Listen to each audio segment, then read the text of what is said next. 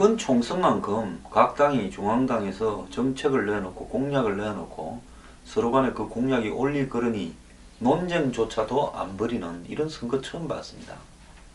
제가 문재인 전 더민주당 대표께 묻고 싶은 것은 김종인 대표를 데리고 왔으면 이분을 내세워서 경제를 가지고 한번 논란이라도 벌여서 국민들이 어떤 말이 옳은지 판단할 수 있게 하는 근거로라도 삼을 거다 이렇게 했는데 이분 왔어요. 그냥 77세 된 분이 버니 샌더스보다 한 살 많은 분입니다. 유세장에 가서 그냥 로퍼 신고 그냥 관광버스 춤추고 파란 가발 덮어 쓰고 하루 종일 여기저기 다니고 있습니다. 아니 77세 이 노인분을 그런 용도로 쓰려고 당의 대표로 데려왔습니까? 그럴 바에야 한 47세 되는 사람을 데려와서 밤잠도 안 자고 선거 지원 유세를 하게 하지요. 정말 의아스러운 일 중에 하나입니다. 데려왔는데 용도에 맞게 쓰기는 싫고 그냥 시간만 때우고 싶다? 그리고 선거는 이길 수 있다? 목표를 낮춰놨어? 정말 미스터리입니다. 그런데 후보들도 불성실해요. 저는 옛날에 한번 나갈까 했을 때 정말로 그 동네에 신문들을 몇 년치를 있는 대로 다 뽑아서 책상에 앉아서 며칠을 제가 직접 공약을 만들어서 쓰고 했습니다. 그리고 사천에 나갔을 때는 책을 한 권 써서 발표를 했습니다. 그런데 요즘에요, 이 무슨 지역에 출마를 한 사람이 지역을 대변한다면서 그냥 공약이 똑같습니다. 어떤 지역에는 뭘 유치하겠다, 교통을 어떻게 하겠다 이렇게 하면 전부 그거 씁니다. 적어도 출마를 했으면 그 지역의 문제가 뭐고 그걸 개선하기 위해서 뭘 어떻게 하겠다라는 어떤 공약이나 이런 부분에 대해서 신경이 있어야 될 거 아닙니까? 신경 쓰는 게요. 예를 들어서 신설된 용인정에는 새누리당 이상일과 더민주 표창원이 공약이 뺏기기 수준이랄 겁니다. 두 후보 간의 공약을 보면 이 의원 측이 동백 세브란스 병원 개원 적극 추진이라 그러고 표 후보 측은 동백 세브란스 병원 유치 재추진이라 이렇게 해놨고 이 의원 측은 경부고속도로 보정죽전 IC 신설 추진하고 표 후보 측은 경부고속도로 하이패스 전용 IC 신설 추진. 두 후보 다 아파트 노후 수도관 교체. 그래서 이 의원 측은 표 후보의 포스터에 나온 공약 가운데 우리가 먼저 내건 공약을 뺏기게 한 경우가 있다 했고 표 후보 측은 공약 만들 때 동사무소나 지역 주민들 의견을 취합하기 때문에 뺏겼다는 건 말이 안 된다. 이렇게 이야기를 합니다. 경기도 수원무에서도요. 이것도 신설 지역구인데 새누리 정미경 의원과 더민주 김진표 의원 간에 공약 뺏기기 논쟁이 벌어져서 수원 비행장 이전 부지 활용 방안, 건성구 아이파크 내 공군골프장 활용 방안 등을 놓고 또 둘이가 누가 먼저 했니 이렇게 다투고 있습니다. 대구 수성갑에서도요. 어린이 해관 재건축 관련 공약 뺏기기 논란이 벌어졌습니다. 김기범 후보는 김문수 후보의 공약 현수막 따라하기는 여타 선거에서 볼 수 없는 해괴한 사태라 했고요. 이에 김문수 후보는 빠른 시일 내에 허위사실 유포로 고발하겠다 했습니다. 참 기가 찬데요. 대선 후보급 인물도 공약을 뺏기니 안 뺏기니 싸우고 있고 정치 신인들도 뺏기니 안 뺏기니 싸우고 있습니다. 이렇게 다 유치하겠다 신설하겠다 이런 공약 말고요. 정말 제대로 된 공약을 지역 주민들을 만나서 한나절만 들어보면 뭐가 가장 현안인지 알 겁니다. 맨날요 그냥 토건입니다. 토건 한번 보십시오. 무슨 톨게이트 만들겠다 부터 시작해서 그래? 병원 유치하겠다 이러다 보니까요 나라 꼬라지가 선거만 치르고 나면 전부 국민의 예산이 토건 사업에 다 투입되는 거 아니겠습니까? 그리고 그런 거 유치해온 사람이 능력 있는 국회의원으로 비춰지고요. 나라 꼴이 선거 때문에 골병 들어갑니다. 약간의 창의성이나 지역 주민들을 위한 헌신성도 보이지 않는 사람들이 출마를 하려고 해서야 되겠습니까? 봄날은 한참 진행 중이고 벚꽃은 떨어져 가고 있고 이 더민주당 새누리당 마음은 초조합니다. 집토끼들이 뛰쳐나간다. 그래, 집토끼를요, 먹이를 잘 주고 따뜻거리고 잘 보살펴야 집토끼가 산토끼 안 되죠. 집토끼는 그냥 가다 놨으니까 뭐 이 잡아놓은 고기는 뭐 먹이 안 준다, 뭐 연애합니까? 자, 집토끼는 원래 집토끼 없습니다. 집에서 키우는 토끼요, 좀 풀어놓으면요 금방 산토끼 됩니다. 원래 호주에는요 토끼가 안 살았는데 유럽에서 온 이민자들, 처음에는 거기 뭐 제수들이 많이 왔지 않습니까? 먹을 게 없으니까 토끼를 좀 배에 싣고 왔어요. 그놈을 호주 그 넓은 땅에 풀어놓으니까 지금 뭐 온 사방에 토끼 떼입니다.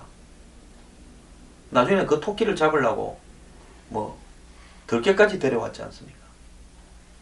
그래서 그 농장이나 이런데 그 토끼 떼들이 들어오지 못하게 그 펜스를 치고 돈이 많이 들어갔죠. 그래서 토끼는요, 집토끼, 산토끼가 구분이 잘 안 되는 짐승입니다. 집토끼도 요 풀어놓으면 금방 산토끼 되고 그렇습니다.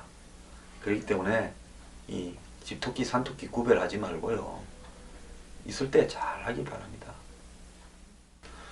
새누리당이 영남에서 최소 10곳 날아간다면서 또 박근혜 대통령 이야기를 합니다. 자, 18대 총선에서요, 친이계가 친박을 학살했죠. 그러니까 친박 무소속 연대, 친박 연대로 나가가지고 영남에서 20곳이 날아가 버렸죠. 자, 뭐 낙동강변에 김해 가벌 부분에 야당이 아직도 우세한데요. 이 부산 동부 지역에도 그런 곳이 되고 있고, 대구의 12곳 중에서 6곳만 우세한다는 겁니다. 그래서 이제 이야기를 합니다. 박근혜 정부가 식물정부 되는 걸 막아야. 김무성 대표 이야기인데요. 이분은 유세 때 본인이 뭐 큰일 하겠다고 대통령 후보 비슷한 유세를 좀 몇 번 하시더만, 또 언제 박근혜 정부를 그렇게 생각을 했다고 식물정부 막아야 된다고.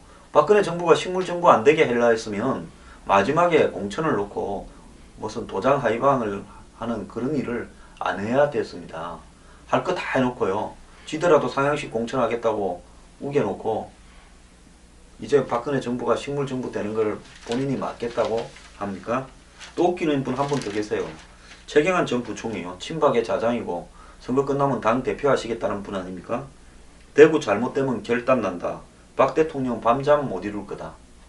이분 지난번에도 박 대통령이 밤에 우니 뭐 박 대통령이 무슨 뭐 다리가 어떠니 이렇게 말씀을 하시더만요. 자꾸 박 대통령 팔지 마십시오. 이쯤 키워줬으면 이제 알아서 좀 크세요. 지금 연세가 몇 살입니까? 나이가 60대 중반에 가시는 분이 입만 열면 박 대통령 이야기를 합니까? 박 대통령 이야기를 잘해서 유권자들한테 박 대통령을 잘 전달하면 되는데, 중간에 이분들이 박 대통령 하면 대구에 오늘 이 모양 이 꼴로요 12곳 중에서 6곳이 흔들거리면서 그대로 현역들 다 공천한데 부산은 한 2곳만 위태위태한데 대구에 절반 50%가 위태위태한 이유가 왜 이렇게 됐겠습니까? 진박 마케팅, 진박 감별사라는 최경환 전 부총리 책임 없습니까? 제가 이렇게 좀 이야기하면요, 또 무슨 친박의 뭐 핵심 무슨 전도사쯤 되는 분들이 인터넷에 또 한장수 깠다 이래 도배를 하는데요. 정신 차리세요, 제발요. 진짜 대통령을 생각하는 사람이면 이렇게 대통령 팔고 안 다닙니다. 잘 팔아야지요. 대통령 팔지 말고요, 그 당신들 이름 힘으로 해결을 한번 해보세요. 투가하면 대통령 팔아서 대통령한테 그래 도움이 돼서 지지율이 올라갔습니까? 선거 치르는데 친박 마케팅을 그렇게 하고 대통령이 한 달 사이에 지지율이 내려갔습니까? 올라갔습니까? 솔직히 대통령을 팔고 다니는 사람이 대통령을 죽이고 있어요.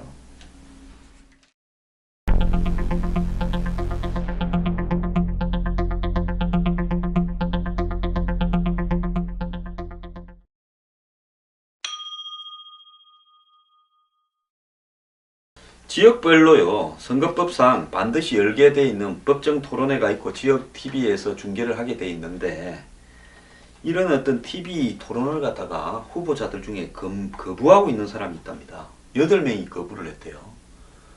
즉 뭐 자기가 1등을 갖다가 달리고 있는 후보가 괜히 나가면 다른 후보들이 연합해서 자기를 공격하거나 안 그러면 뭐 자기의 어떤 약점이나 의혹 이런 부분들이 부각될까봐 아예 거부를 해버리는 겁니다. 그러면 거부하게 되면 어떻게 하느냐? 이 400만 원인가 과태료만 물면 된대요. 그러니까 돈이 있는 사람들은 아예 그냥 TV 토론 거부해버리면 그 고비를 넘겨버리는 거죠.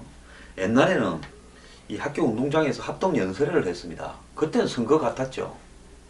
저도 출마해서 그 합동 연설회에서 2번을 했는데 토론을 해봤는데 이제 그런 게 없어지고 난 다음에 동원 선거나 돈 선거 막는다고 미디어를 통해서 한다고 TV 토론을 하게 됐는데 TV 토론에 안 나가버리고 그냥 나는 과태료 내버리겠다 이렇게 하는 게요. 이게 정상적인 건가 하는 부분에서 정말 이 법정 토론을 그 TV 토론을 피한 후보들에 대해서 조치가 필요한가 아닌가 이런 생각을 합니다. 이번 그 총선에서요 정의당 말고도요 정의당은 원내 소수 진보 정당이고 진보 정당이라고 할 만한 당이 3개가 있습니다. 하나는 노동당입니다. 이 당은 이 정의당보다 더 좌파. 그러니까 오리지널 과거의 운동권으로 따지면 오리지널 뭐 PD당 비서단 노동자의 어떤 강경한 입장을 가지고 있는 정당입니다. 그런데 이 당은 무슨 종북은 아닙니다. 근데 이 당이 월 30만원 기본소득 이런 부분을 갖다가 공약으로 냈고요. 그 다음에 녹색당이라고 있습니다. 당원이 한 8천여 명 이렇게 되는 모양인데요. 이 당은 제법 오래됐습니다. 하승창이라고 그 경실련에 있고 이런 분이 참여연대도 있었죠. 이분이 이끌고 있는데요. 이 당은 탈핵 그러니까 반원전을 기본적인 기치로 내거는데 뭐 연예계나 이런 데 있는 인사들 중에 이 당을 지지하는 사람이 조금 있습니다. 그 다음에 민중연합당이라고 해서 이 통진당을 잇는 후신인 정당이 있고요. 이 당이 또 무소속 후보들을 몇 명을 이렇게 자신들과 성향이 비슷한 사람들을 있는데 그 사람들하고도 이 당하고 관계도 제 개인적 생각으로는 조금 수상하기도 합니다. 좌우한 민중연합당은 농민수당 20만원을 내어버렸습니다. 그런데 진보정당이 대한민국에 처음에 이제 이 97년 국민승리 21로 권영길 후보가 이렇게 시작을 해서 뿌리를 내리기 시작했는데 2004년에 17대 총선에서 10석 그리고 2008년에 이 진보당과 이제 분당을 했는데 그래서 그때는 형편이 없었죠. 2012년에 또 다시 진보신당하고 합쳤죠. 그래서 그때 이제 13석을 얻었는데 또 종북 논란 끝에 깨졌죠. 그래서 지금 이제는 맹맥 유지도 어렵다. 그래서 이 소수정당은 3% 이상을 얻으면 비례대표 1석을 얻는데 그걸 목적으로 지금 뛰고 있다. 이렇게 추정이 됩니다. 선거 공보를 가지고요 장난을 치는 사람들이 많습니다. 집에 이제 집집마다 후보자들 선거 공보가 오죠. 그래서 선거 공보는 후보자를 알릴 수 있는 유일한 수단인데 거기에 보면 만화를 그려놓거나 그냥 낙서 같은 걸 해놓거나 박근혜 탄핵 소추안을 갖다가 그대로 넣어놨거나 결혼 첨측장처럼 만들어놨거나 뭐 집안에 유전자 팔이를 하거나 애걸 복결은 좀 도와주십시오. 뭐 전액을 기부하겠다. 국회는 월급 안 받겠다. 무슨 민족의 영웅을 또 패러디하거나 무슨 등산복 같은 걸 입고 찍거나 이런 식으로 장난을 치는데요. 저는 선거 공보를 눈에 띄게 하려고 이런 것 같은데 선거 공보를 가지고 장난을 쳐서는 안 된다고 생각합니다. 진지하게 해야 되고요. 선관위는 이렇게 장난치는 선거 공보를 접수를 받지 않아야 됩니다.